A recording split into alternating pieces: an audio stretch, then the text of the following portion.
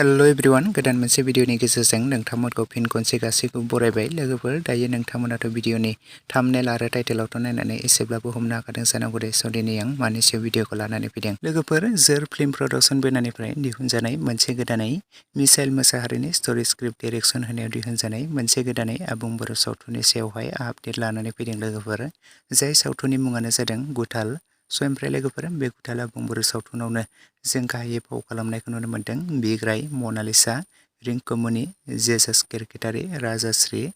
आरो लोगोसे गोबांथार फाव खालामगिरिफोरा बे गुथाल आबुं बर' सावथुनाव फावखौ खालामबावदों लोगोफोर आरो नोंथांमोना गोबांथार फाव खालामगिरिफोरनि फाव खालामनायखौ बे बर' सावथुनाव नुनो मोनबाय थाखादों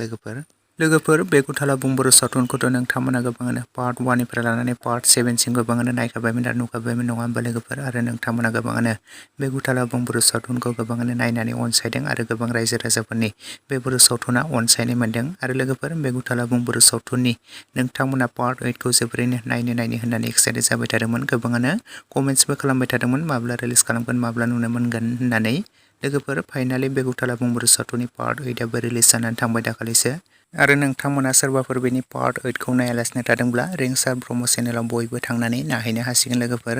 आरो सोर नोंथांमोना नायखो आरो नायनानै माबोरै मोनखो बयबो कमेन्ट सेक्सनाव लिरना फोरमायहरदो लोगोफोर बे गुथाल आबुं बर' सावथुना बे पार्ट 8 आवनो जोबथाबाय लोगोफोर बेनिफ्राय बे गुथाल आबुं बर' सावथुनखौ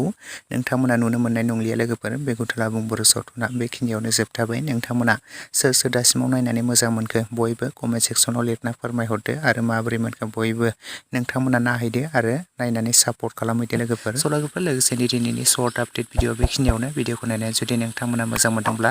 लाइक खालामदो शेयार खालामदो लोगोसे चेनेलाव गोदानै फैदोंब्ला साबस्क्राइब खालामनानै खाथिनि बेल आइकनखौबो अलाव प्रेस खालामना लादो जाहाथे नोंथांमोना बेफोरबायदिनो माखासे गोदान फैनो गोनां माखासे मोजां बर' सावथुनफोरनि आपडेटखौ बे चेनेलाव थाबैनो मिथिबाय थायो